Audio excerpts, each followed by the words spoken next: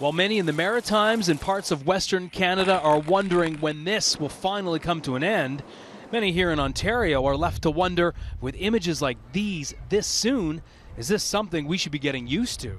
Nature was shocked into thinking that summer was here, and we were confused, and so was nature. I mean, nature didn't know whether to sleep or to mate. The bizarre winter that became the bizarre spring has meant trees like these cherry trees and these magnolia trees have blossomed much earlier than usual. In the case of the latter, the warm weather during the day combined with the chill of the night meant the magnolia's blossomed beauty had a very short shelf life, less than a week in most cases. We didn't have a lot of snow this winter, which was bad for the plant material. Also, we haven't had much rain in the spring, so the ground is very dry, and all these plants are beginning to wake up, and there's nothing for them to drink. Meanwhile, for the Shaw Maple Syrup Farm outside Aurelia, the early spring resulted in something never seen before in the more than 100 years of this family business. We were tapping trees about a month earlier than we normally would. The sap ran about a month earlier than it normally would, and we were finished making maple syrup by March 22nd,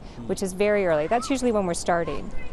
This resulted in half the maple syrup production compared to previous years across much of the province. We are completely dependent on Mother Nature. To go from November through to March to see these record-breaking temperatures so long, it has implications for people and nature. The weather now could have a serious impact on fruit crops, including Ontario's wine production.